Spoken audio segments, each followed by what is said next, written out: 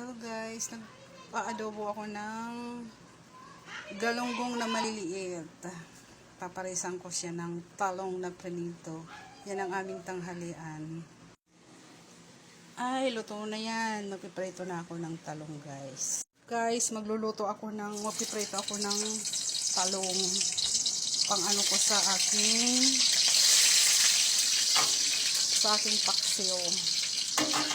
Hirap magluto kapag wala kang cameraman. Cameraman talaga. Kasi tumatabli. Yan guys. Ang partner ko yan sa guys, luto na ito yata. Ayan, luto na. Luto na yan. Ayoko kasi ng sunog.